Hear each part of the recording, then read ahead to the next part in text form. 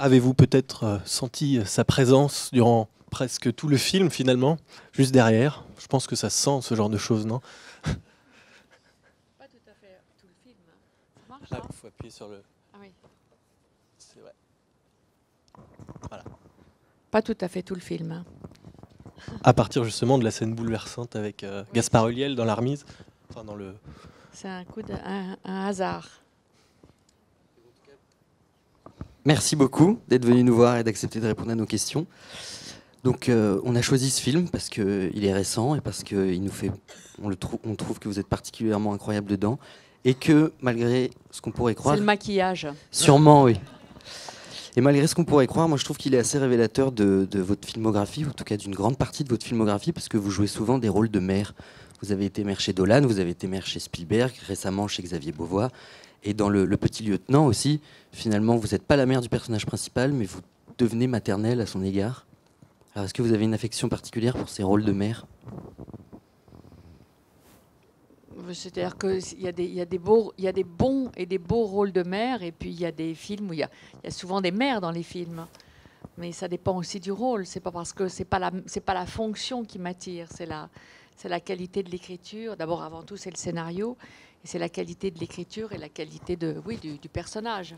Si le personnage m'interpelle, me parle, me touche, ou me fait rire, ou parce qu'elle est complètement dingue, ou parce qu'elle elle a quelque chose d'attirant, j'y vais volontiers.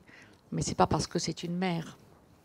Et donc c'est principalement à la lecture du scénario, vous vous dites pas aveuglement oui à un cinéaste, vous êtes très attaché au scénario, j'ai l'impression.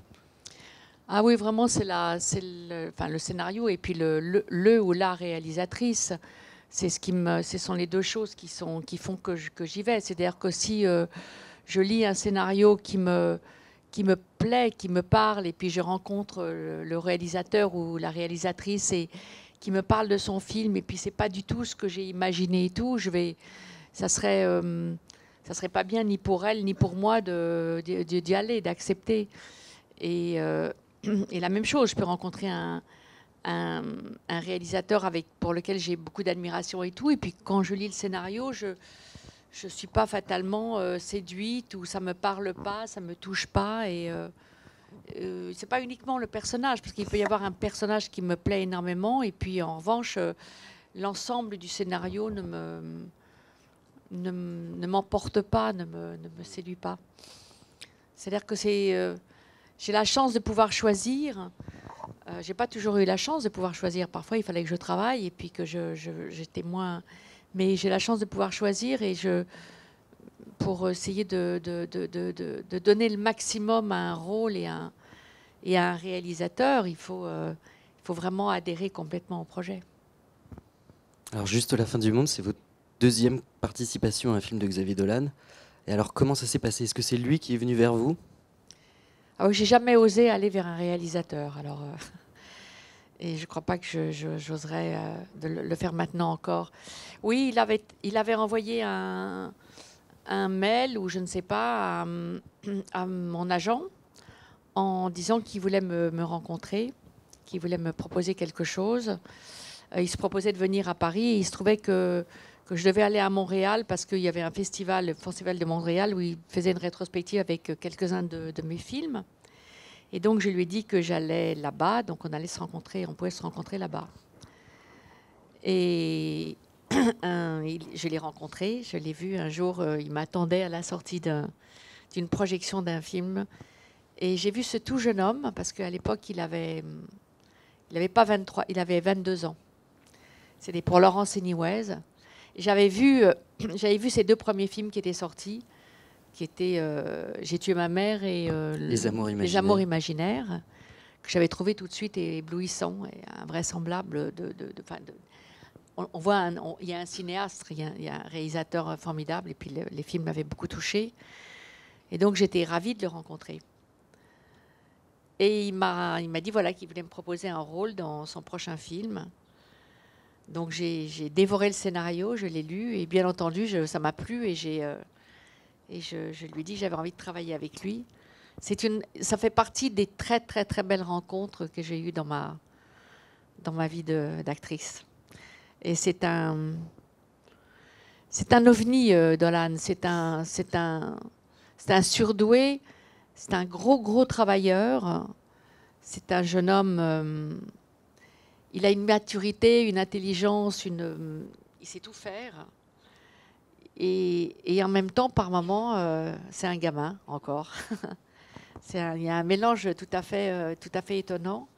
Et du reste, pendant le tournage de Laurence Anyways, on tournait en deux parties parce qu'il fallait 2 saisons. Donc on a tourné une première partie, puis après je suis rentrée en France et après je suis repartie à Montréal pour tourner la deuxième partie.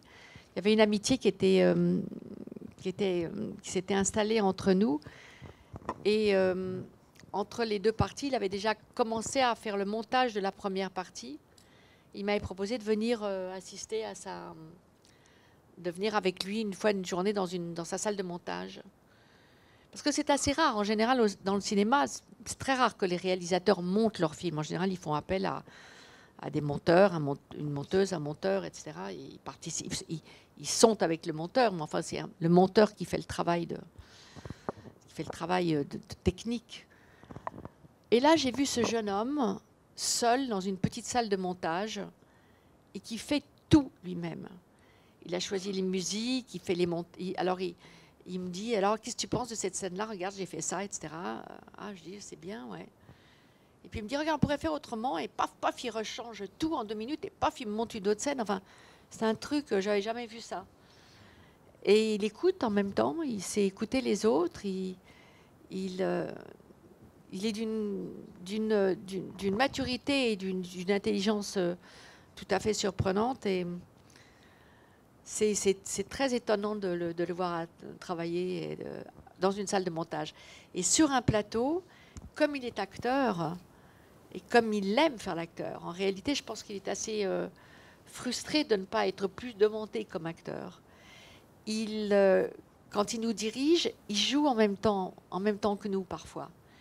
Alors, par exemple, on a une réplique, on dit par exemple non mais rentre par la porte là. Puis on entend une voix qui vient derrière la caméra, c'est Dolan qui dit rentre par la porte. Alors il faut que tout de suite comprenne l'intonation qu'il a d'avoir. Je rentre par la porte. Rentre par la porte, rentre par la porte. Il passe son temps à nous envoyer des trucs comme ça, il faut saisir au vol et il s'amuse avec nous. Et puis par moments, il garde des trucs dans des intonations comme ça qu'il nous a projetées, qu'il nous a proposées. Par moments, il les garde. C'est très étonnant, mais en général, ça passe, quoi. C'est bien dans le film. Et vous dites qu'il est très jeune, mais est-ce que cette jeunesse, ça implique des méthodes de travail différentes et un fonctionnement différent vis-à-vis de vous? Comment ça, vis-à-vis de moi? Parce que vous dire que je suis très vieille? Je pense que tu l'as mal posé, là. Je ne sais pas. Non, expliquez-moi. Vis-à-vis des autres cinéastes avec lesquels vous avez pu travailler, Xavier Dolan, il est d'une toute nouvelle génération de cinéastes. Est-ce que c'est différent comme méthode de travail? Est-ce qu'il y a une singularité du fait de... Oui, beaucoup de cinéastes sont assez différents les uns des autres. J'ai eu la chance de travailler avec des cinéastes de grande qualité et souvent très différents. Quand vous passez... mes 3 premiers films, c'était avec Truffaut. Enfin, j'avais fait un petit truc avant dans un film américain, mais c'était Truffaut pour La Nuit américaine. Et puis après, j'ai enchaîné avec Piala. Et puis après, avec Godard. Je peux vous dire que c'est 3 réalisateurs très différents. Vraiment très différents. Je ne pense pas que ce soit une question d'âge. Je pense que c'est une question de nature. Alors, Xavier Dolan, c'est très rare, mais je pense qu'il y a des réalisateurs français qui ont commencé très très jeunes. Enfin, je suis pas très douée pour les statistiques, les trucs. Mais je pense que les premiers films je sais pas quel âge il avait, Truffaut, quand il a commencé, quand il a joué. Est-ce qu'il y a quelqu'un dans la salle qui sait? Sans Google. Il y a des réalisateurs. François Ozon, il a commencé très très jeune aussi. Du reste, il était un peu agacé parce que je pense que Dolan a commencé plus jeune que lui. Jean Vigo aussi. Comment? Bon, ça, c'est une autre génération, mais Jean Vigo, très jeune. Oui, voilà. Il meurt très jeune aussi. Oui. Louis Malle, ouais. Louis Malle, oui. Mais non, il y a une différence. Moi, j'ai fait une différence surtout entre les réalisateurs qui sont acteurs et les réalisateurs qui ne sont pas acteurs. Là, il y a vraiment une différence. Et il est certain que les réalisateurs qui sont acteurs, réalisateurs ou réalisatrices, bien sûr, ont un rapport aux acteurs qui est particulier et que j'aime beaucoup, quoi. Comme Noémie Lovski, par exemple, avec qui vous Comme avez Noémie tourné. Lovski, comme Nicole Garcia, comme... bon, il y en a beaucoup, là, les noms ne me viennent pas en tête, mais il y en a pas mal, quand même, beaucoup. Et on parle de jeunesse. Moi, j'aimerais parler de la vôtre. Vous avez commencé par la danse, car petite, vous étiez, il me semble, dyslexique, pas très scolaire, et vos parents vous ont laissé faire de la C'est le moins danse. qu'on comme puisse ça. dire. Ça a commencé avec la danse. Oui, c'est-à-dire que je ne savais pas du tout que j'allais un jour être actrice, mais c'était une manière. J'ai eu des parents qui m'ont laissé très libre et qui m'ont permis de m'échapper de l'école par le biais de la danse. C'est moi qui leur ai demandé de rentrer dans une école de danse professionnelle, parce que j'avais commencé très jeune la danse classique. Et c'est l'école la plus dure, la plus rude, la plus ingrate, surtout moi je travaillais avec des Russes qui sont vraiment pas tendres, enfin les professeurs russes. Et puis un jour, je suis partie aux États-Unis, j'en ai fait là-bas, j'ai étudié là-bas, et puis après je suis revenue en France. Et un jour, une amie voulait aller voir un cours de théâtre, et elle m'a demandé de l'accompagner. Et elle n'est pas restée, et moi je suis restée. J'ai en réalité, quand j'ai vu, c'était au cours Simon, qui était à l'époque un cours très en vogue. Et je ne sais pas, il y a eu quelque chose qui m'a parlé. Donc j'ai demandé, j'étais vraiment fauchée, j'avais pas grand-chose, je faisais des petites tournées de danse pour vivre. Et j'ai été voir René Simon et j'ai demandé comment il fallait faire pour rentrer au cours Simon. Il m'a dit il faut passer un examen de passage et tout ça. Bon. Donc j'ai préparé une scène qui était une scène de pièce de Musset. On m'a proposé un partenaire et dès que j'ai commencé à travailler une scène, dès que j'ai commencé à jouer, à apprendre le texte et à jouer, j'aimais danser, mais quand j'ai commencé à jouer, je me suis sentie beaucoup plus à ma place, beaucoup plus dans mon élément. Donc ça a été une sorte de révélation. Mes parents n'étaient pas contents parce qu'ils m'avaient permis de faire de la danse et ils ne voulaient pas que je fasse un peu touche à tout et du coup, au bout du compte, ne rien faire. Et ils ont été voir René Simon. Et René Simon leur a dit faites-moi confiance, elle est faite pour ça. C'était la première fois qu'on m'a fait un compliment. Parce que dans la danse, on ne fait que vous engueuler et j'ai jamais eu un compliment de ma vie. Et comme mes parents m'ont jamais fait un compliment de ma vie, celui de Simon, je m'en souviens quand même. Et voilà. C'est-à-dire que je pense que dans quel que soit le métier qu'on fasse, il y a un moment, on est à sa place, quoi. Il y a quelque chose de... C'est très difficile à expliquer parce que j'aurais pas pu l'analyser. Mais je sais que j'étais beaucoup plus heureuse en disant un texte et en jouant qu'en dansant. D'ailleurs, vous dites souvent que la danse a vraiment structuré votre vie, car dans cette violence, cette dureté des cours que vous avez eus, ça a créé quelque chose de fondamental dans votre travail. Ah oui, parce que c'est un métier, enfin tous les métiers artistiques, de toute façon tous les métiers sont difficiles, pas que artistiques, mais c'est un métier... qui fait rêver beaucoup de jeunes gens, mais c'est un métier dur, le métier d'y être. Enfin, moi, je vois, autant au cours Simon qu'au conservatoire, j'ai vu des tas de jeunes acteurs et actrices. Il y en avait qui avaient vraiment du talent, quoi. Et puis, il y a très peu d'élus. Donc, c'est un métier extrêmement difficile. Et puis, il faut tenir, etc. Et c'est un métier qui nécessite une vraie rigueur. Et la danse, c'est vrai, m'a appris la discipline, m'a structuré, autant à l'école, je foutais rien, etc. Mais là, avec la danse, ça m'a appris à travailler, à l'humilité d'abord, parce qu'on se fait toujours engueuler, donc c'est comme ça, on n'est pas besoin. Et puis,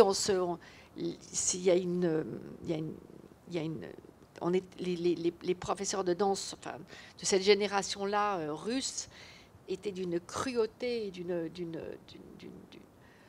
dureté qui ça peut faire des dégâts. Hein, ça peut faire des dégâts. Et pour revenir à vos parents, vous avez un jour dit que, enfant, comme il n'y avait pas d'interdit, je n'avais pas à les transgresser. Ouais. C'est-à-dire que j'avais des parents qui étaient tous les deux artistes peintres, qui étaient assez bohèmes, qui s'entendaient pas bien. Et ils étaient avec leurs problèmes et puis leurs doutes et leurs angoisses de peintres et d'artistes. Et donc, ils m'ont laissé très, très libre. Mais ils m'ont fait une grande confiance et je pense que c'est le plus beau cadeau qu'on peut faire à un enfant. Parce que quand on fait confiance, eh bien, ça responsabilise beaucoup les jeunes. Et j'avais des copines qui étaient beaucoup plus serrées à triple tour et qui faisaient beaucoup plus de bêtises que moi. Et à cette époque, donc, quand vous avez commencé à jouer, est-ce qu'il y avait des comédiens, des comédiennes que vous admiriez et qui vous ont influencé dans votre méthode de travail? Alors, quand j'étais jeune, quand j'ai habité la période de l'adolescence où tout naît un peu, parce que j'ai toujours été à Paris pendant toute mon enfance, et à l'adolescence, mes parents ont envie de quitter Paris, et j'ai habité à Menton, qui était une ville très jolie, ravissante, à la frontière italienne, mais qui n'était pas très active sur le plan cinématographique. Et puis comme on était plutôt fauchés, on n'avait pas beaucoup de sous pour aller au cinéma. Et on a eu la télévision très tard, donc j'allais pas beaucoup au cinéma. Et c'était quoi votre question exactement? C'est s'il y avait des acteurs justement que vous aimiez beaucoup Ah et oui. qui vous ont influencé. Alors après, quand je suis rentrée, parce qu'aux États-Unis aussi c'était un peu la même chose, j'ai pas été beaucoup au cinéma, mais quand je suis arrivée en France et quand je suis rentrée au cours Simon, alors là j'ai été beaucoup à la Cinémathèque et puis j'ai commencé à aller beaucoup au cinéma. Les acteurs et les actrices qui m'ont...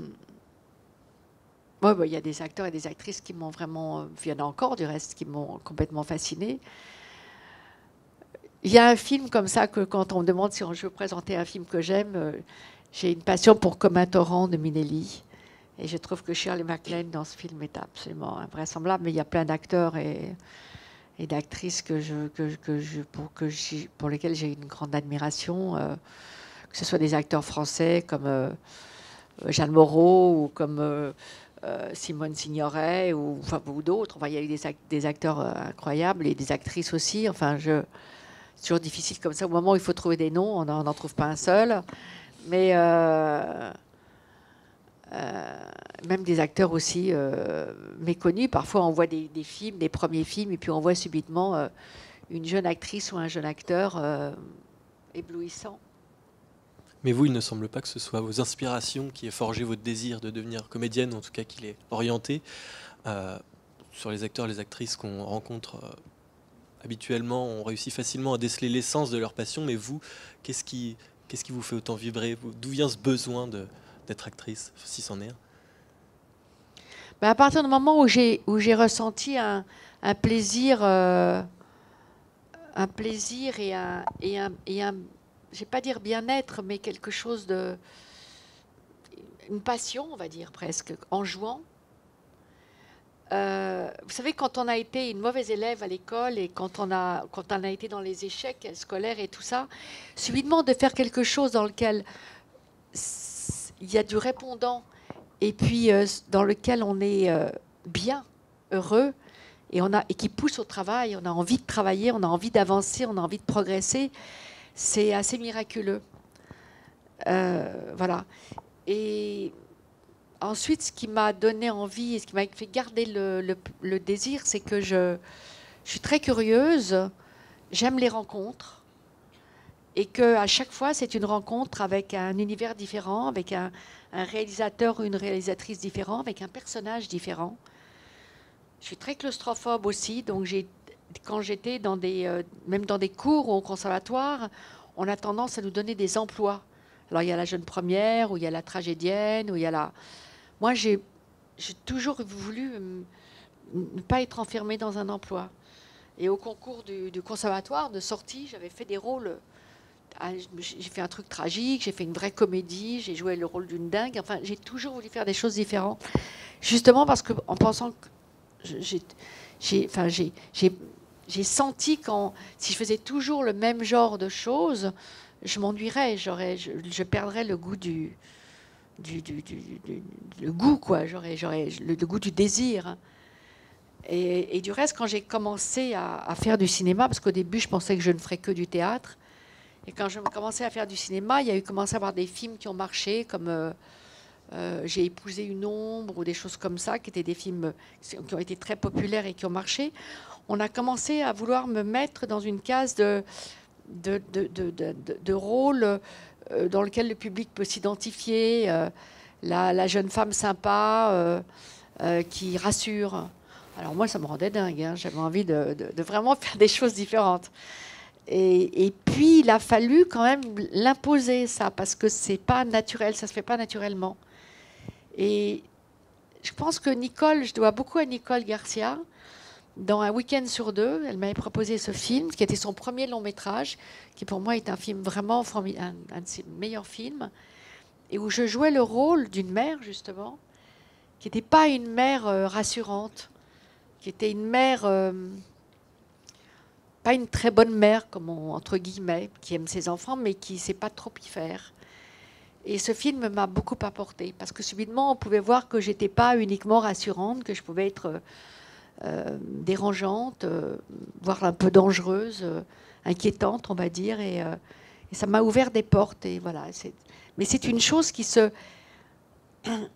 J'avais entendu dire, par je ne sais plus qui, il y a très très très longtemps, qu'une carrière se fait avec des noms. Et c'est vrai. C'est en refusant des choses qu'on finit par tracer un peu la route qu'on a envie de prendre, quoi. En parlant de choses que vous avez refusées, il me semble qu'au sortir du conservatoire, on vous a proposé d'intégrer le jeune théâtre de l'Odéon. C'est ça. Vous avez refusé, oui. Mais vous avez bien fait, car quelques semaines plus tard, Truffaut vous appelait pour la nuit américaine. Oui. Le directeur du théâtre de l'Odéon m'a dit vous le regretterez toute votre vie. Bah non. Non, mais c'est vrai, ça aurait pu être magnifique aussi, parce qu'à l'époque, c'était une...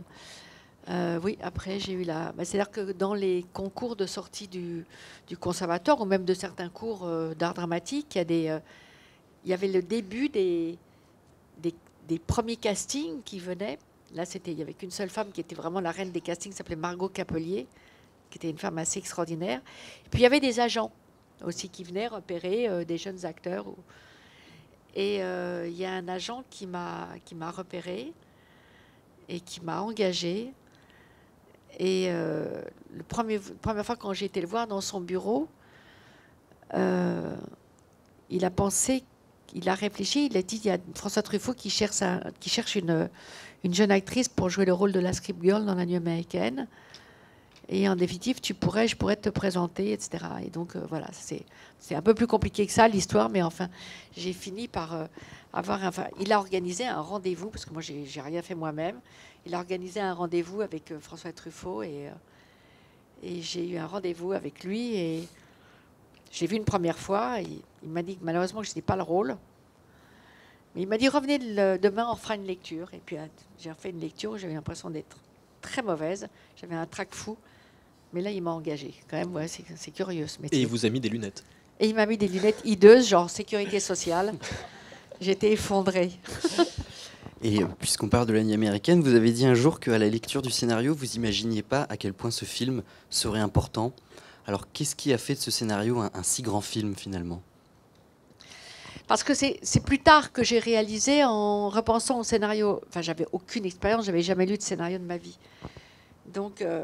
j'avais trouvé le scénario, les Truffaut faisaient souvent des scénarios, enfin en l'occurrence celui-ci, où les dialogues n'étaient pas écrits.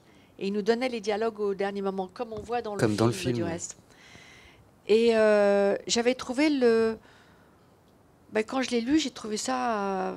je n'ai pas très bien compris, quoi. J'allais pas refuser quand même. Mais j'ai pas très bien compris l'objet, quoi. J'étais très ignorante, hein, j'y connaissais pas grand-chose. Je voyais, ça racontait le tournage d'un cinéma, mais il y avait peu de dialogue et tout, donc c'était un peu comme un gros synopsis, si vous voulez. Et puis, effectivement, ça a été un film dont on parle encore et qui est un film très culte, quoi, parce que c'est vraiment tous les gens qui aiment le cinéma, ils aiment voir ce film parce que ça raconte. Et du reste, j'ai rarement tourné un film après sans penser à une scène de La Nuit américaine. Il m'est arrivé de tourner avec des animaux qui ne voulaient pas aller laper le blé parce que toutes ces choses-là, des petits drames sur les tournages, toutes les choses qu'on peut voir dans La Nuit américaine, un comédien qui ne connaît pas son texte et on lui écrit son texte. J'avais tourné dans un autre film de Truffaut où j'avais vraiment un petit rôle, L'homme qui aimait les femmes. Il y avait cet acteur merveilleux avec lequel je jouais, Charles Denner. Et malheureusement, c'était Charles Denner, qui était vraiment un grand acteur, c'était un peu le début de ses problèmes de santé, il avait des problèmes de mémoire. Et donc Truffaut voulait filmer la scène où on était tous les deux en plan séquence. On était d'abord tous les deux de profil et il nous filmait comme ça. Et Charles n'arrivait pas à se souvenir de son texte. Donc François Truffaut a décidé de filmer le film en chant contre chant. Donc d'abord c'était sur lui et après c'était sur moi. Et quand c'était sur Charles Denner, il y avait tout son texte qui était collé sur mon front, sur ma poitrine. On parle de La Nuit américaine. Une fois, j'ai lu une interview de vous, un peu après le film, où vous disiez que sur le tournage, donc vous jouiez la script et vous aviez l'impression que les vrais acteurs, enfin les vrais rôles, c'était ceux qui jouaient les acteurs. Vous aviez presque du mal à comprendre qu'en réalité, vous étiez vous aussi en train de jouer. Ah, mais j'ai rien compris pendant le tournage. Non, mais c'est vrai, il y a un truc... pour un premier film... oui, j'avais l'impression effectivement que les acteurs qui jouaient les acteurs, c'était les vrais acteurs. Je découvrais tout. Et puis je jouais avec le metteur en scène, enfin le réalisateur. Donc c'est très étrange, quoi. Après, quand on a tourné La Chambre verte, on jouait ensemble, mais c'est très curieux. Parce qu'en réalité, dès qu'on coupait, il partait. Moi, j'étais toujours toute seule, je comprenais rien. Donc, mais en même temps, il y avait une vitalité, il y avait je sais pas, c'était fluide. C'était un tournage très très étonnant. On tournait au studio de la Victorine, qui n'existe plus. Enfin, je crois que c'est pour les trucs de publicité maintenant ou de télévision, je ne sais pas. Et c'était pour un premier tournage, c'est magique. Parce qu'on comprend rien et en même temps on découvre tout. Tout se passait dans ce studio pratiquement. Il y avait le montage qui se faisait parallèlement. Donc moi j'ai été un jour on m'a dit il faut aller voir les roches. J'ai vu les roches, j'étais effondrée quand j'ai vu ma tête. J'ai dit mais c'est horrible de se voir une première fois. C'est terrible. Donc je me suis dit, bon, ben, quand il va voir ça, Truffaut, il va me virer parce que c'est pas possible. Donc, au bout de 2 jours, 3 jours, je m'attendais à ce qu'il vraiment, très sincèrement, qu'il me dise, ça va pas, etc. Ce que j'aurais compris très bien, quoi. Et puis, en définitive, on m'a pas viré, donc j'ai pas très bien compris. Et puis, j'ai pas voulu retourner voir les roches. Et puis, le monteur, qui était Yann Dedek, était un très bon monteur, qui montait souvent les films de Truffaut, m'a dit viens, il y a une nouvelle scène, c'est formidable, reviens voir, etc. Donc j'ai pas été à la salle de montage, mais j'ai été voir ça sur la Morriton, sur là où il monte. Alors là, je me suis vue, j'étais toujours aussi effondrée. Alors là, maintenant, je vais rarement voir les roches, quoi. C'est impossible. Et aujourd'hui, donc vous avez toujours autant de mal? J'aime pas, oui, j'aime pas. Je vois un film. Là, vous voyez, j'ai revu je sais la tête que j'ai dans juste la fin du monde. Je dis toujours, il fallait que je me démaquille au Karcher, hein, franchement. C'était. Moi, avec Dolan, j'ai fait une grande confiance, mais quand il a créé, lui, le maquillage, je lui dis, franchement, t'es vache. Hein, c'est terrible. Mais là, sur La Nuit américaine, il y a un truc qu'on se demande, c'est quel rapport vous aviez avec la vraie script sur le tournage? Vous vous en inspiriez, finalement? Alors, la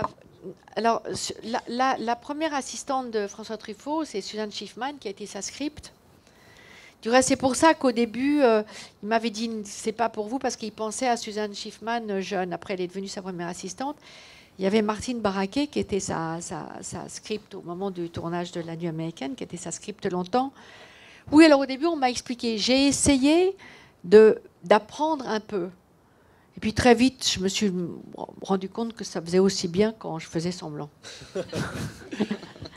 Non, l'essentiel, c'est d'être dans le coup de la situation, si vous voulez. Mais maintenant, je n'allais pas écrire tous les trucs, les vrais numéros, les machins, etc. Ce qu'il faut, c'est être dans le la situation, dans la scène. En réalité, qu'est-ce qu'il faut pour jouer? Il faut avoir envie, il faut s'être imprégné complètement du scénario et tout, et puis être dans la situation, quoi, disponible complètement.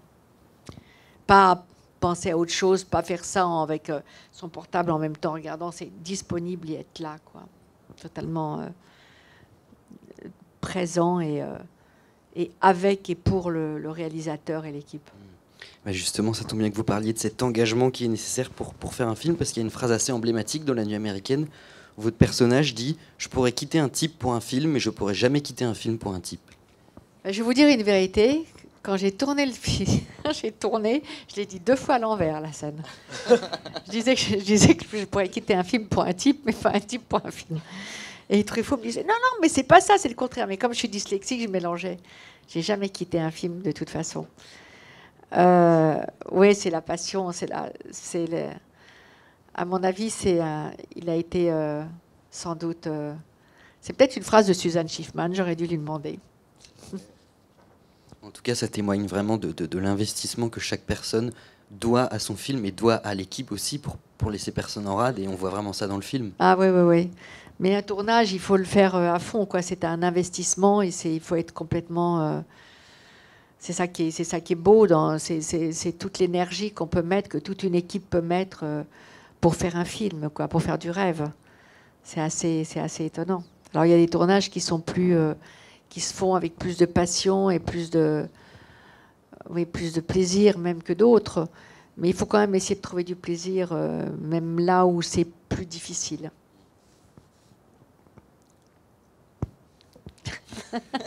Alors Non, il zappait une question, mais je la pose parce que justement, je l'aimais bien ta question. Vas-y. Vous avez confié vouloir être dans la vie et pas uniquement dans le cinéma. D'ailleurs, c'est ce que vous nous aviez dit la fois où on s'est rencontrés, c'est que vous aviez besoin parfois d'arrêter complètement le cinéma et de retourner à la vie. Ah ben heureusement.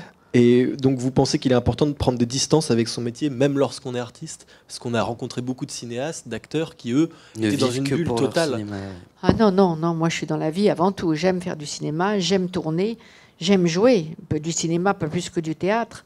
J'aime jouer. Mais j'ai besoin de me replonger dans la réalité, dans la vie. Ah oui, non. Mais même quand je tourne, quand je suis sur un plateau de tournage et quand je joue, je suis complètement à ce que je fais et je suis nulle part ailleurs. Mais dès que je rentre le soir chez moi, qu'on tourne en extérieur ou qu'on tourne à Paris, je sais parfaitement. C'est une gymnastique, quand on est habitué à cette gymnastique-là, c'est une gymnastique à laquelle qui est complètement naturelle. On est dans le rôle, on est dans l'action, on est avec le réalisateur, on est avec l'équipe. Et puis dès qu'on en sort, moi j'en sors complètement. On peut me demander à brûle pour point, qu'est-ce que vous faites comme métier? Je peux avoir je sais pas. Je suis la vie, c'est ce qui me nourrit. Si je suis pas dans la vie, si je vais pas dans la vie, je peux pas jouer si je n'observe pas les gens et si je suis pas disponible dans la vie, je peux pas interpréter des rôles. Moi, j'ai besoin de me nourrir de la vie. Non, je suis complètement dans la vie. Heureusement. Ben non, quand même. Parce que Catherine Fro, qu'on a reçue il y a quelques mois, juste ici, là, avait tracé une ligne pour nous faire un schéma. Elle nous disait d'un côté, c'est le jeu, le personnage, de l'autre côté, c'est la vie. On lui avait dit, vous préférez être de quel côté? Elle s'est levée et elle est du côté du personnage. Vous iriez de quel côté, du coup? Ah ben des deux.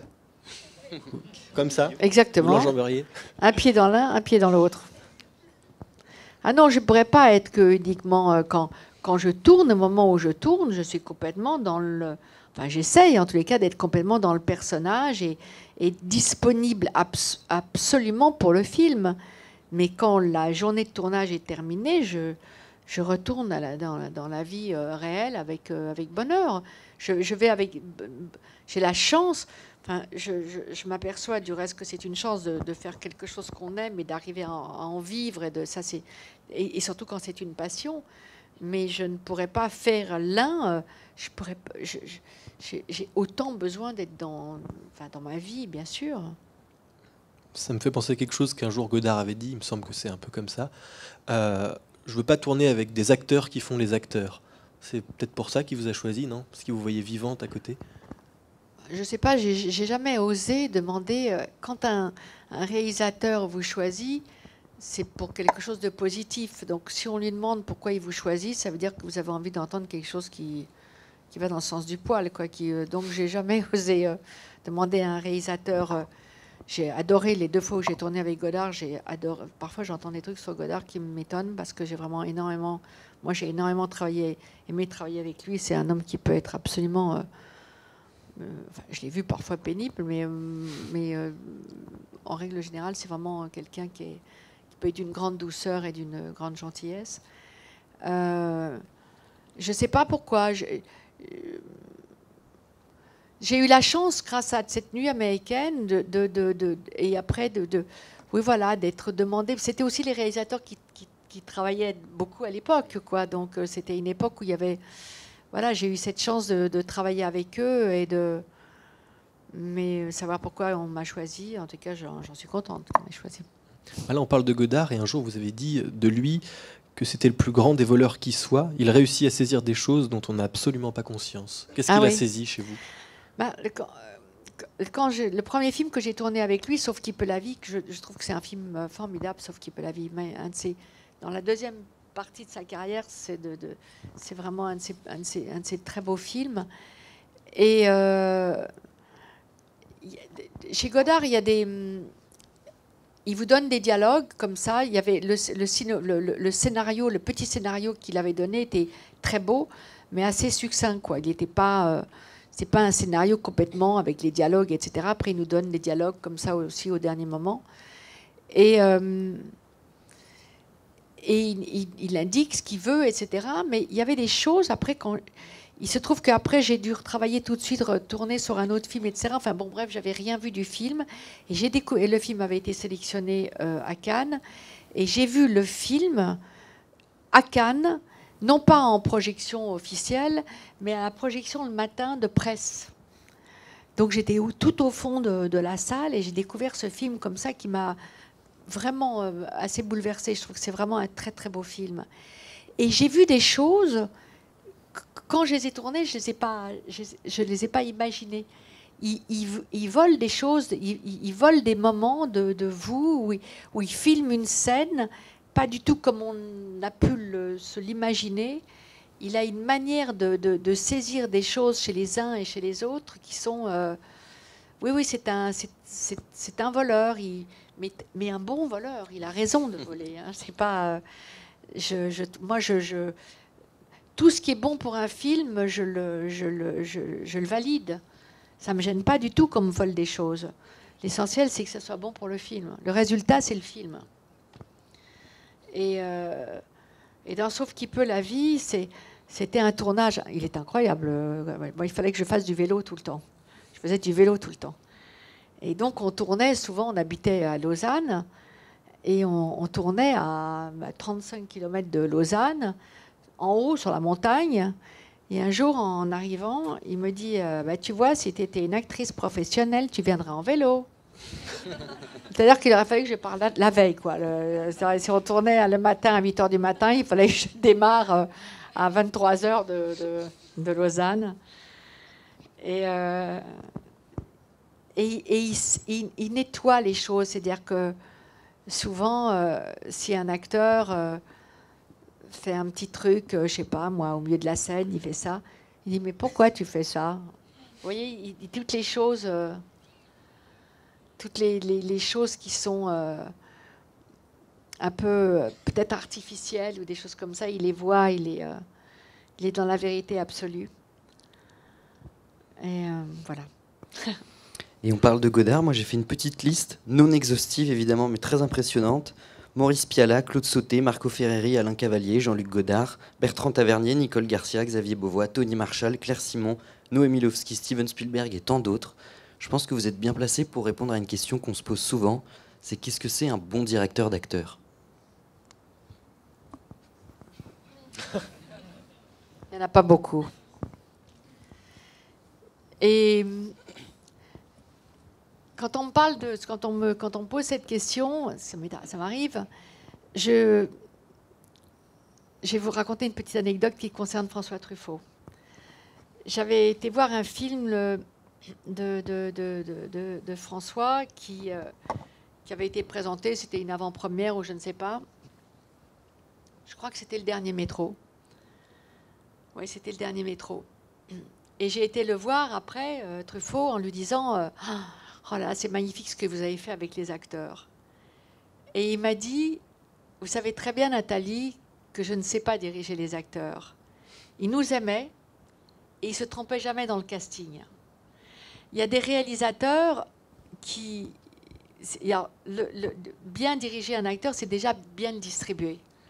C'est-à-dire que on peut se tromper dans la distribution d'un film. On peut mettre un acteur qui n'était pas exactement pour ce rôle-là. Vous voyez, c'est déjà, ça commence par là. Les bons directeurs d'acteurs, en général, des réalisateurs, sont souvent des acteurs eux-mêmes. Parce qu'on est du bâtiment, quoi. On parle le même langage. Et très souvent, les réalisateurs qui sont acteurs, comme Noémie Lovski, comme Xavier Dolan, comme Nicole Garcia, dirigent très bien les acteurs. Mais il y a des réalisateurs, après, qui nous aiment, tout simplement, qui savent nous... Truffaut, c'était quelqu'un qui savait nous détendre, qui savait nous faire rire au moment quand il voyait un acteur un peu angoissé. Il allait lui dire une petite bêtise pour le faire rire et pour le désangoisser. Et hop, il avait fait le bon truc. Et il était acteur aussi, en plus. Surtout oui, mais pour c'était lui. pas un très bon acteur, François. Franchement, moi j'ai joué avec lui 2 fois. C'était pas de la tarte. Hein. Non, parce que si vous voulez, il était formidable au bout du compte, mais il avait quand même un phrasé très particulier. Or moi j'ai un défaut, enfin j'en ai pas qu'un du reste, mais j'ai tendance à, par exemple, quand je suis au Canada, je peux attraper l'accent québécois. Quand je suis en Suisse, je vais prendre l'accent suisse. Je peux prendre la couleur comme ça, inconsciemment. Et Truffaut, il avait un phrasé très particulier. Et un jour, je lui ai dit, c'était pas très agréable, parce que avant le tournage de La Chambre verte, il m'avait demandé, comme il jouait le rôle et qu'il était assez inquiet, il m'avait demandé qu'on fasse des lectures avant. Et on a passé une semaine, j'allais le matin chez lui. Un jour, je me souviens, c'était là où il y avait les changements d'horaire. Je suis arrivée 1 heure plus tôt, il était en pyjama, j'étais ennuyée. On avait rendez-vous à 9 h ou un truc comme ça du matin. On faisait la lecture pendant 2 heures sur le scénario. Et je lui avais dit un jour, j'espère que je ne vais pas me mettre à parler comme vous. C'était pas très aimable. J'étais un peu inconsciente, je crois. Mais parce qu'il avait un phrasé très particulier, qui est assez séduisant quand on voit les films, etc. Mais c'est très particulier. Par moments, c'est à la limite du faux. Je ne sais pas si vous avez remarqué, mais c'est un peu à la limite du faux. Et donc, mais un bon directeur d'acteur, c'est déjà un réalisateur qui aime les acteurs, parce qu'il y a des réalisateurs qui n'aiment pas les acteurs, qui en ont peur. Je fais une petite parenthèse, c'est qu'une ou 2 fois, j'ai été faire des classes pour parler aux acteurs, aux élèves de 3e année de la FEMIS, qui veulent être réalisateurs. Ils sont formidables avec les caméras, les machins et tout, mais pour parler à des acteurs, j'ai vu des jeunes gens complètement angoissés et ne savant pas leur parler. Et du reste, ce qui est formidable quand on fait ça, c'est que c'était une semaine à chaque fois. Et entre le premier jour et le dernier jour, j'ai vu des progrès. Mais ils avaient peur, tout simplement. Les acteurs, souvent, font peur aux réalisateurs. Et donc, il y a des réalisateurs, oui, je ne sais pas, il y en a des... Il y a plein de manières de diriger les acteurs, mais il y a aussi des manières de les enfoncer aussi. Ça existe. Enfin, des enfoncer, sans le vouloir, bien entendu.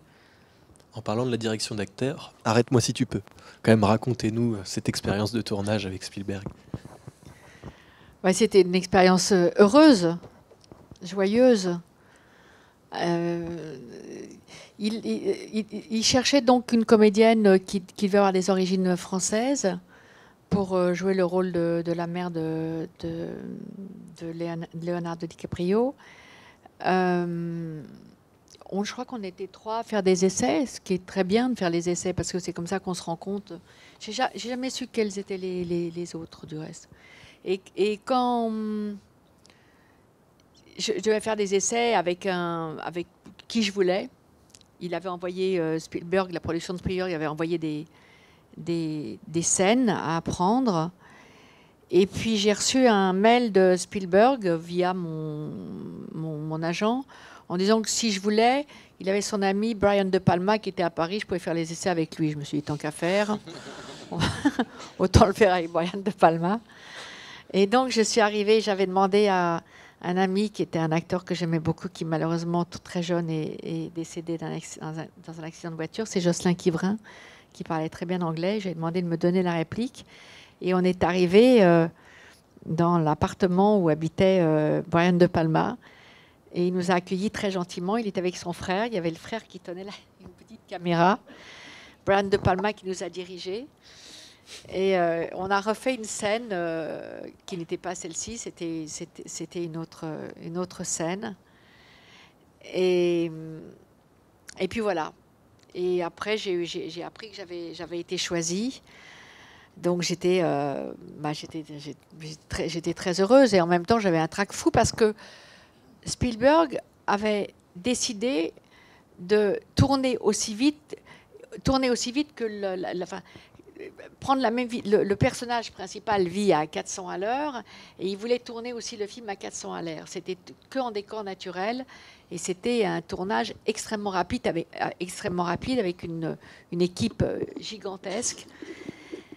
Et moi, quand je suis arrivée sur le tournage, ils avaient déjà commencé de tourner. Je ne connaissais personne, ni Spielberg, absolument personne. Et donc, il est inutile de vous dire que je suis arrivée, j'avais légèrement entre DiCaprio, Tom Hanks. Oui, Tom Hanks, DiCaprio, Christopher Walken. Enfin, vraiment, j'avais vraiment le trac. Et le premier jour, quand je suis arrivée au studio pour faire des essais de maquillage ou coiffure, je ne sais plus, je suis sortie de la caravane et on m'avait mis, vous savez, on se balade toujours là-bas avec des gobelets, des trucs de je sais pas quoi, je sais pas ce que c'est, mais ils n'arrêtent pas de boire avec des gobelets. Hein. Et je suis sortie de la caravane, je suis rentrée dans une personne, j'ai tout renversé sur sa chemise, c'était Spielberg. Donc ça a tout de suite brisé la glace. Oh, j'étais désolée, mais vraiment, bon, en même temps on a rigolé et puis voilà, ça s'est assez bien passé. Et le tournage, c'était formidable parce que c'est un homme en réalité qui travaille comme un dingue, mais en même temps qui est d'une grande disponibilité, qui aime s'amuser, qui est assez joyeux. Et bon, il y avait en commun, il y avait Truffaut. Parce que comme il aimait beaucoup François Truffaut, ils avaient tourné ensemble. Donc il me posait beaucoup de questions sur Truffaut. Et puis le tournage, DiCaprio est d'abord un acteur exceptionnel. Et c'était un jeune homme à l'époque, il était adorable, bosseur comme tout, hyper professionnel. Moi, le premier jour, j'avais un trac terrible. On était tous dans la même caravane pour se faire maquiller. Et Christopher Walken a commencé 2 jours après moi. Et il s'est fait maquiller juste à côté de moi. Donc j'ai été lui dire bonjour et tout. Et puis je l'observais et tout. Et puis je me suis rendu compte, et on me l'a dit, c'était l'avant-veille, le jour du tournage, je crois qu'il avait encore plus le trac que moi. C'était étonnant de voir cet acteur qui inouï. Et je me suis dit, bon, ben, ça me rassurait de voir des acteurs de ce niveau-là qui avaient aussi le trac. Et Tom Hanks, c'était aussi formidable. Il a fait une chose très, très jolie avec moi. Un jour, il y avait une scène où il y avait Tom Hanks et 2 autres acteurs qui venaient avec moi, qui venaient dans la maison où j'habitais, et pour me poser des questions sur mon fils qui avait donc disparu. Et dans la conversation, je devais prononcer un nom d'un gâteau américain très connu là-bas, et j'étais pas foutue. À chaque fois que je sortais le nom du gâteau, je me trompais. J'étais désespérée. On coupe, on recommence, on coupe, on recommence. Oh, la honte totale, enfin, c'était horrible. Et à un moment, j'ai demandé à Spielberg si je peux avoir un petit peu de concentration pour aller me répéter le nom du gâteau en permanence en boucle. Et il m'a dit, il n'y a pas de problème, prends 10 minutes, etc. Et je suis partie dans un endroit, je me suis concentrée avec ce mot du gâteau, etc. Je suis revenue sur le plateau, prête à tourner. Tout le monde était là et Tom Hanks n'était pas encore sur le plateau. Alors on a attendu. Pendant ce temps-là, dans la tête, je me répétais ce nom de gâteau. Et Tom Hanks arrive et on commence la scène. Donc, un des acteurs parle, et puis après, moi, je parle, et après, c'était à Tom Hanks de parler. Et là, il commence à dire un truc, je ne comprends rien. Alors, je m'arrête, et là, je sens toute l'équipe rit. Et il avait essayé d'apprendre sa réplique en français. Et il m'a dit, bah, tu vois, moi, je serais incapable de jouer dans une autre langue. J'ai trouvé que c'était vraiment d'une jolie... c'était vraiment élégant et adorable. Voilà. Et donc, le tournage était un peu à l'image de ça. C'était avec beaucoup de bienveillance, beaucoup de travail aussi, un rythme infernal. Mais... Et alors, petite anecdote encore sur Spielberg, parce que ça vaut quand même son pesant de cacahuètes, comme on dit. Il travaille comme un dingue, c'était des scènes énormes, on changeait de décor, on était en décor naturel, donc c'était pas... En réalité, quand il est sur une équipe et qu'il dirige une équipe, c'est pas différent d'un film de chez nous. La seule chose, c'est qu'une équipe française, une bonne équipe en fraise, on est 70, un truc comme ça, peut-être, mettons un film comme Les Gardiennes, on devait être à peu près les 70. Là, on était 200. Donc c'est un truc colossal. Et un jour, il mettait en place une scène.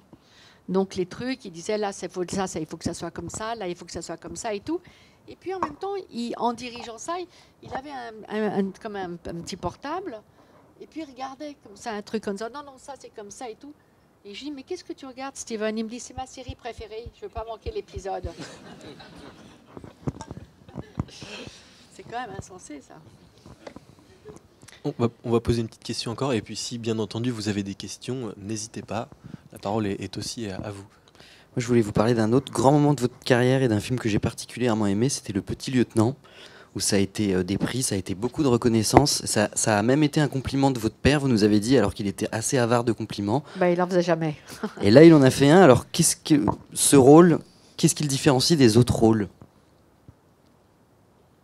Qu'est-ce qu'il y a eu de plus? Je ne saurais pas vous dire. Je pense que ce n'est pas qu'uniquement le rôle. Je pense que c'est un film. C'est un très beau film de Beauvoir qui a touché les gens.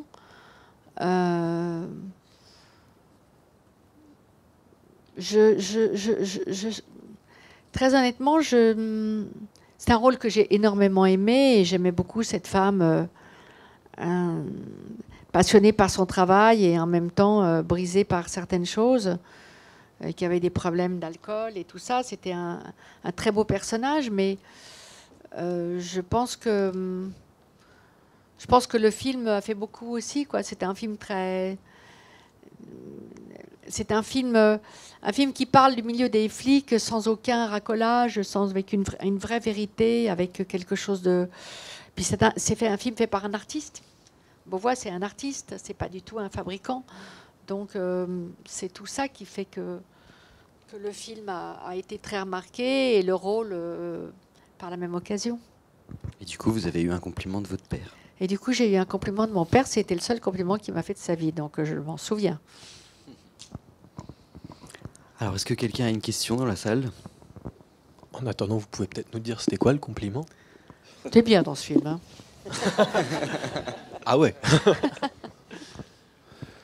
Oui, bonsoir. Juste pour revenir sur le film qu'on vient de voir, puisque moi j'aurais voulu revenir sur ce que vous disiez du travail avec les metteurs en scène, et notamment spécifiquement avec Xavier Dolan.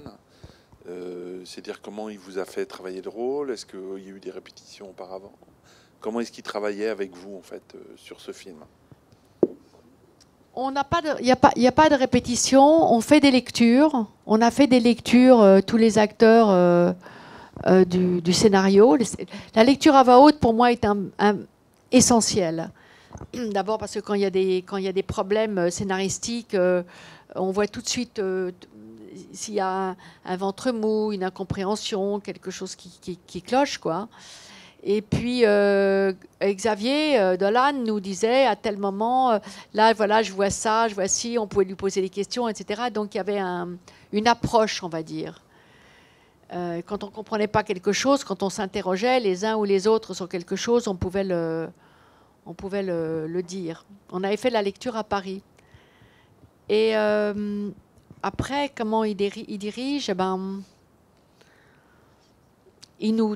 d'abord, il nous donne les places qu'il veut, il nous explique comment il veut, comment il conçoit la scène et les mouvements, etc. et tout. Et puis après, il nous laisse y aller, quoi. Et puis s'il y a des trucs qui ne vont pas, il les reprend. Il est un peu comme tous les réalisateurs, un peu la même technique. Avec la seule chose que je disais, c'est que parfois il intervient à voix haute. Il est derrière la caméra, il intervient, il dit refais-la ça, refais-le. Voilà, et des trucs comme ça. Alors quand on n'est pas habitué, on est un peu étonné. Mais moi j'aime bien ça parce que c'est... après, comme il fait son montage lui-même, il sait exactement ce qu'il peut nous demander de répéter plusieurs fois parce qu'après au montage, il s'en arrange, quoi. Mais en même temps, dans ce film-là, on a l'impression qu'il y a beaucoup de sous-texte, c'est-à-dire il y a ce que disent les acteurs et puis ce qui se joue en fait dans les scènes. Hein. Je crois que c'est rarement à ce point dans un film ce décalage entre le sous-texte et le jeu. Comment il travaillait ça avec vous? C'était au moment des lectures ou c'était sur le plateau? Oui, il a dû nous le... Mais à vrai dire, vous savez, quand on lit un scénario, on le ressent, le sous-texte. On ressent... dans la vie, c'est aussi comme ça. Hein. On dit une chose, puis en même temps, quelque part, on fait passer une autre. C'est la vie, ça. C'est des choses qui arrivent en permanence. Et on dit ah ben cette fois-ci t'es à l'heure, hein. C'est-à-dire que d'habitude t'es jamais à l'heure, hein. Voilà, il y a des sous-textes, si vous voyez ce que je veux dire. Donc c'est alors peut-être que chez Dolan c'est particulièrement dessiné. Je me rends pas compte, mais il a comment dire, il sait exactement ce qu'il ne veut pas. Et quand il n'a pas ce qu'il veut, il ne nous lâche pas. Voilà. Mais en même temps, il n'essaye pas de nous... D'abord, il ne va pas nous diriger au ton ou à la tonalité, ce qui est épouvantable. Moi, les réalisateurs qui nous donnent une intonation, ou alors qui nous dit cette phrase-là, et qui le dit avec l'intonation, c'est pas bien, parce que en répétant, c'est jamais sincère et c'est jamais vrai, quoi.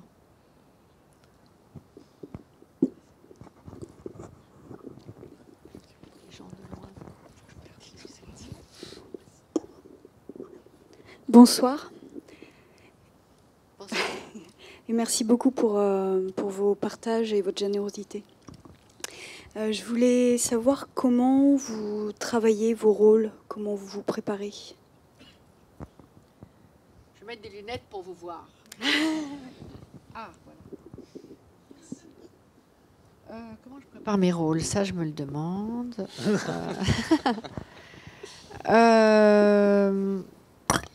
Elles sont de travers. Comment je prépare mes... Je lis et relis et relis et relis le scénario non-stop. Ça, c'est une chose... souvent, j'ai remarqué que les acteurs lisent le scénario une fois, deux fois, puis allez hop, après c'est parti. Moi, je le relis même 5 jours avant la fin du tournage. Parce que je découvre encore des choses. Je ne lis pas les scènes fatalement où je suis. Je lis même des scènes où je ne suis pas, qui peuvent me donner des clés, même pour moi, pour mon personnage et pour le film surtout.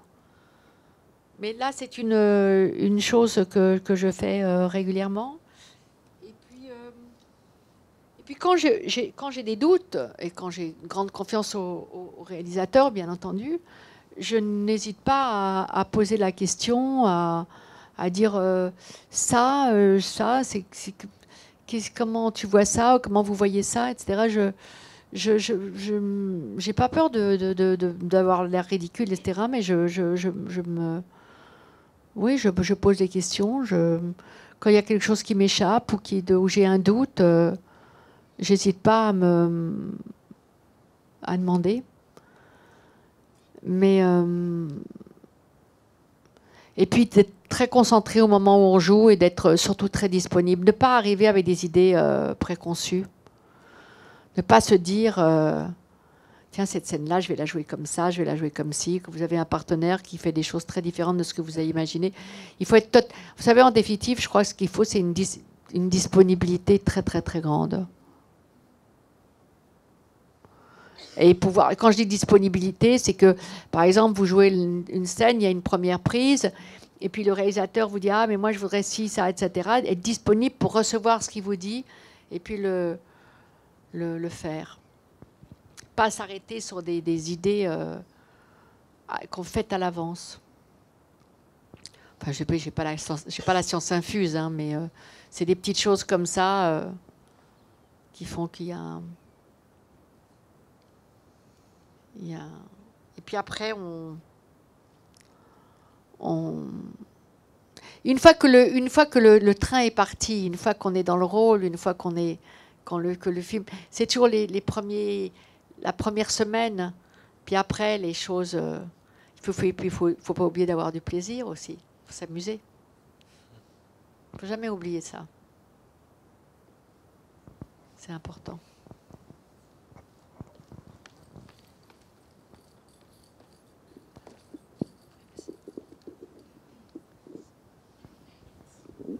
Bonsoir. Bonsoir. Vous parliez tout à l'heure de certains réalisateurs qui pourraient avoir peur des acteurs, enfin, je pense peur d'aborder un acteur d'une telle ou telle manière. Est-ce que vous auriez des conseils à donner à des jeunes réalisateurs qui,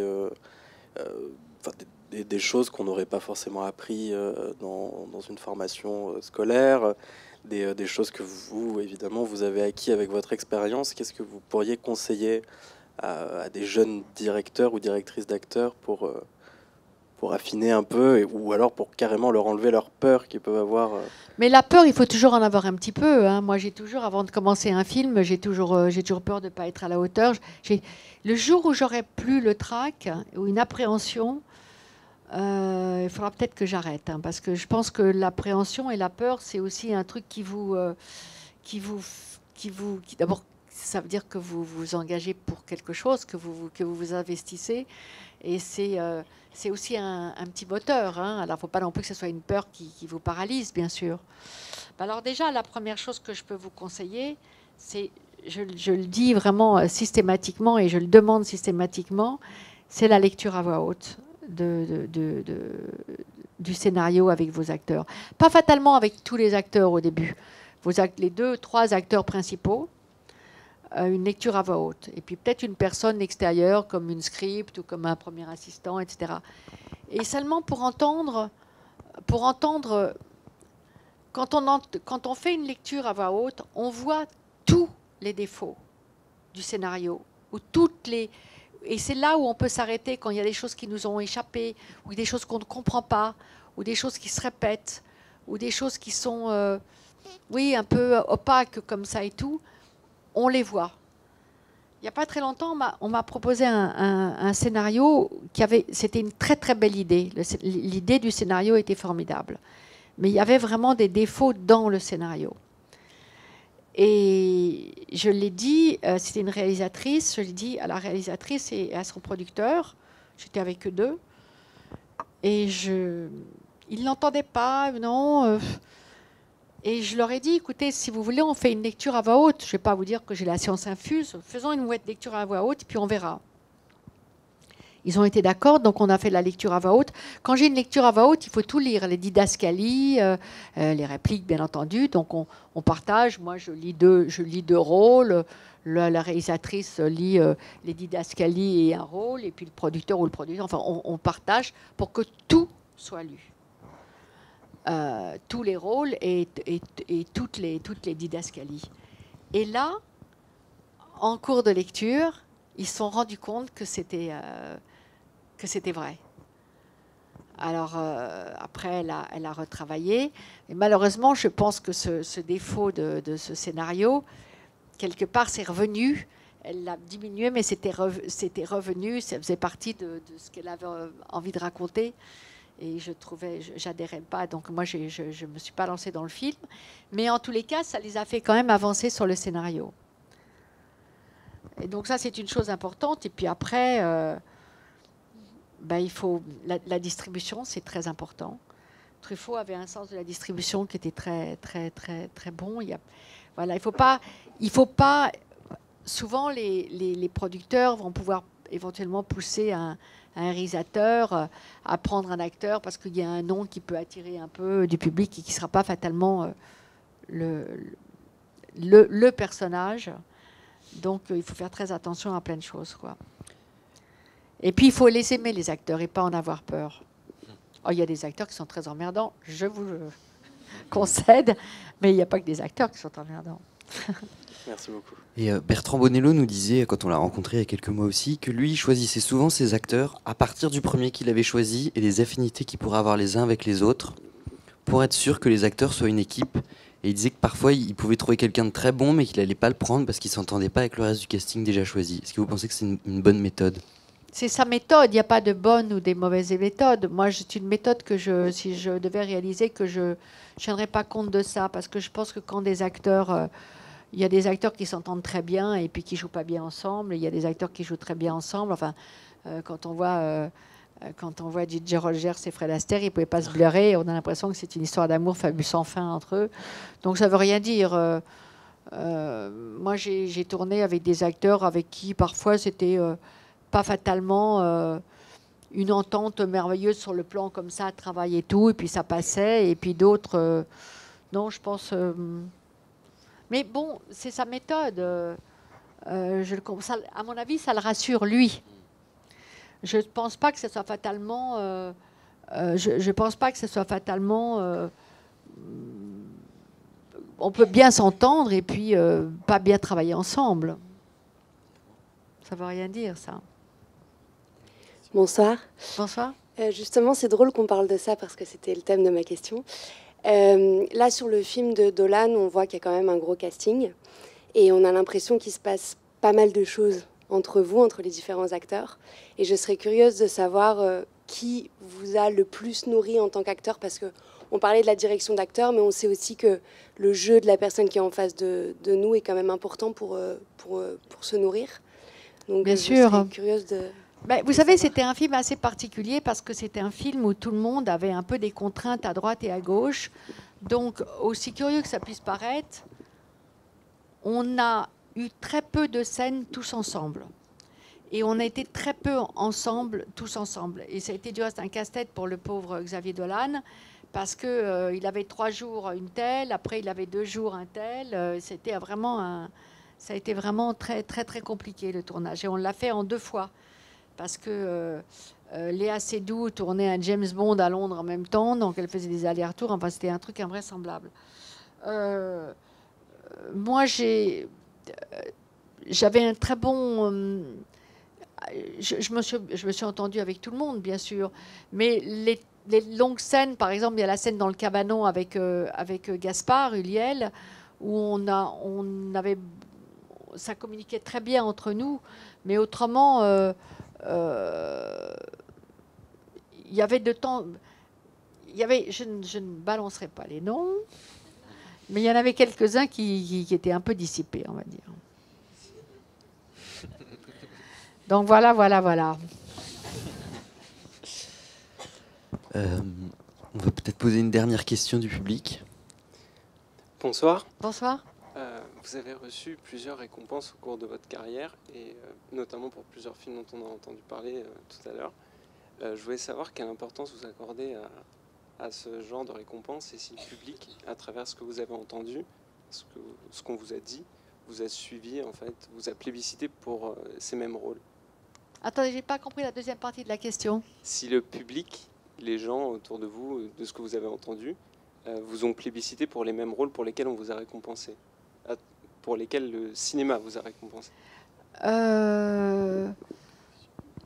Il y a des films qui ont été très très populaires, comme J'ai épousé une ombre ou des trucs comme ça. Mais moi, j'ai rien eu pour les. J'ai pas eu de. C'était des films. Il y a. J'ai toujours eu. Comme je dis, j'ai toujours détesté être enfermée dans un emploi, dans un type, dans un genre. Et donc, j'ai fait des films très différents. J'ai fait des grosses comédies, j'ai fait des films d'auteurs un peu opaques et un peu... mais j'ai fait des choses très différentes les unes des autres. Les films où j'ai eu des prix... j'ai eu des prix dans des films qui n'ont été vus par personne, hein, quasiment. J'ai fait un film, Mon fils à moi, de Martial Fougeron. Même eux ne connaissent pas, vous voyez. Donc, c'était un film qui l'a vu ici. Ah oui, oui, c'était un film avec une mère. C'est un peu un film sur la maltraitance, à vrai dire. Et ça, j'avais eu un prix au festival de, je sais plus quoi. Je sais que la présidente du jury, c'était Jeanne Moreau. Elle était toute contente que c'était un festival. Locarno, oui. Et je crois, enfin, je suis pas sûre. Mais voilà. Bon, mais vous voyez, ça, c'est des films. Non, il y a des films qui ont été populaires, comme La Balance, avec des Césars, et puis ou Le Petit Lieutenant, qui est un film qui avait très bien marché, puis d'autres pas. Et qu'est-ce que ça m'a fait? Les premiers prix, comme j'ai eu aucun prix à l'école et particulièrement des très mauvaises notes, subitement j'ai eu des prix, donc je n'en revenais pas. Mais enfin, c'est pas pour non plus, ça m'a pas changé la vie, ça m'a fait plaisir. Ça m'a fait plaisir. On a au premier rang une question. Bonsoir. Bonsoir. Une autre question qui n'a pas été trop abordée pour l'instant, c'était à propos de votre début de carrière, enfin, quand même bien entamé déjà, où vous avez... non, c'était... Et puis ensuite, quand vous avez eu votre fille, comment vous avez su gérer cette carrière internationale et à la fois ce rôle de mère Alors, vous savez, quand on aime son enfant et quand on aime son métier, on arrive très bien à gérer le tout. Hein. C'est quand on n'aime pas quelque chose qu'on n'arrive pas à le gérer. Un des plus beaux cadeaux un des plus beaux compliments que ma fille m'a pu me faire, c'est qu'elle m'a dit: j'ai jamais eu l'impression que tu étais partie longtemps. Donc, vous voyez. Donc, on se démultiplie. Mais ça, c'est pas. Il n'y a pas que les mères actrices qui se démultiplient. Hein. Il y a des femmes qui travaillent énormément, de manière parfois très très modeste, et qui sont des mères étonnantes et qui arrivent à assumer tout. Donc ça, je pense que voilà, c'est les choses les fonctions qu'on aime, on arrive à. La femme a quand même un assez grand pouvoir de se démultiplier. Les hommes aussi, bien sûr. Une question que j'avais aussi, parce qu'on a eu une discussion hier avec Christian Petzold, réalisateur du film Transit, qui sort actuellement, qui a lu notre éditorial. Et au moment, on disait revivez le cinéma d'hier, assistez à celui d'aujourd'hui, imaginez celui de demain. Donc, une phrase un peu comme ça. Et il me fait mais est-ce qu'il y a vraiment un cinéma d'hier ? Et du coup, vous, vu l'histoire du cinéma que vous avez traversé, donc on va pas reciter tous les noms, est-ce que pour vous, il y a vraiment un cinéma d'hier, un cinéma d'aujourd'hui ? Est-ce qu'il y a un changement drastique de l'histoire du cinéma dans tout ce que vous avez traversé ? Écoutez, moi, je vais vous dire qu'il y a deux cinémas. Il y en a un bon et il y en a un mauvais. Il y a des films d'hier qui n'étaient pas bons. Il y a des films d'aujourd'hui qui ne sont pas bons. Et puis, il y a des films d'hier qui étaient merveilleux. Et on fait aussi des films merveilleux maintenant. Il y a des... Je ne suis pas uniquement sur les films d'auteur. Moi, j'aime bien faire aussi des grosses comédies, des trucs comme ça. J'aime. En plus de ça, j'aime beaucoup aussi le cinéma populaire. J'aime vraiment ça. Et je pense que l'un va avec l'autre. Quand on fait des films qui touchent un grand public, ça entraîne ça apporte un film qui est beaucoup plus confidentiel, si vous voulez. Vous voyez ce que je veux dire ? Si on n'est que dans les films d'auteur, voilà, ça déborde pas. Donc non, il y a du bon cinéma et du mauvais cinéma, et quelle que soit la famille du film, quoi. Et le cinéma d'hier, franchement, il y a eu des grosses daubes. Il y a 30 ans, 40 ans, il y avait des très mauvais films, et puis il y avait aussi des bons films. Je ne pense pas que tous les films avec Martine Carole et tout ça restent dans les annales. Parce que je pensais par exemple à Godard qui aime bien souvent dire « le cinéma est mort ». Ah oui, mais ça c'est Godard, il dit des trucs... ça fait longtemps il en continue à en faire, alors il n'est pas mort. Et alors pour conclure, j'aimerais vous poser une dernière question, c'est est-ce qu'il y a un type de personnage, un type de caractère que vous n'avez pas encore joué et que vous aimeriez aborder? J'espère. Alors j'ai fait beaucoup de dingues. J'ai déjà fait des personnes pas très gentilles. Ah bah écoutez, il faut aussi à des futurs réalisateurs et des réalisateurs, il faut m'écrire un truc que j'ai jamais fait. Voilà. Non, mais il y a plein de personnages que j'ai pas tourné, mais de toute façon, c'est pas, j'accepte pas un film pour un personnage, c'est un film pour un ensemble. Ah si, il y a une question de tout à l'heure qui commence à aborder cela, parce que l'autre jour, il y a Louis-Do de Langzin qui était venu avec Bonello pour parler de son travail d'acteur. On demandait à Bonello un conseil pour un jeune cinéaste qui souhaite faire un apprenti cinéaste, puis à Louis-Do un conseil pour quelqu'un qui veut devenir acteur. Il nous avait répondu « faites boulanger ». Vous répondez quoi? Faites boulanger? Ouais. Plutôt qu'acteur. Oh, mais ça, c'est le cynisme de Louis-Do, là. Bah non, moi je dis que je dis que pour toutes les personnes et les jeunes acteurs ou les jeunes gens qui veulent être acteurs, d'abord il faut pas leur mettre des bâtons dans les roues, leur dire seulement que c'est un métier très très dur où il y a malheureusement en réalité je dis toujours qu'il faut 3 choses pour faire ce métier.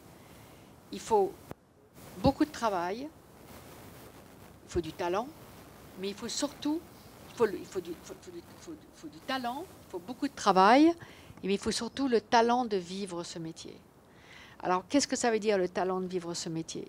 Ça veut dire la chose suivante. J'ai vu des acteurs qui étaient avec moi au conservatoire ou qui étaient avec moi dans des cours ou que j'ai rencontrés comme ça, et qui, le talent de vivre ce métier, c'est savoir traverser les périodes où on n'a pas de travail. Et on en a tous eu. Moi, on me dit toujours, mais non, regarde ton CV, tu as toujours travaillé. Non, alors un jour, je ne suis quand même pas dingue. Je sais qu'il y a eu des périodes où j'ai vraiment galéré, je mangeais des nouilles, je n'avais pas un rond. Donc j'ai regardé un jour le CV. Et j'ai regardé les titres des films. Et je me suis rendu compte que sur 3 ans, il y avait des tas de titres, mais il y avait un film où j'avais tourné 1 jour, un autre où j'avais tourné 2 jours, un autre 3. Et j'avais dû travailler à peu près 15 jours en 2 ans et demi. Bon, mais ça, c'est des périodes très, très difficiles. Et puis, il y a des gens qui ne savent pas les traverser, ça.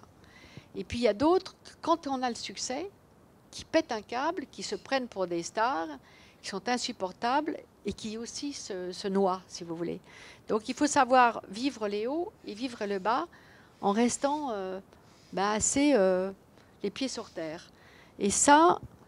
Je pense que j'ai vu beaucoup de gens qui avaient du talent, j'ai vu beaucoup de gens qui travaillaient, mais je n'ai pas vu tant que ça des personnes qui avaient le talent de vivre ce métier. Donc c'est une chose auquel il faut penser. Parce que c'est un métier qui n'est fait que de haut et que de bas. Et en plus de ça, on est désiré par les autres ou pas désiré par les autres. Et quand on n'est pas désiré par les autres, on a l'impression d'être rien. Un acteur qui ne travaille pas, c'est rien. Hein.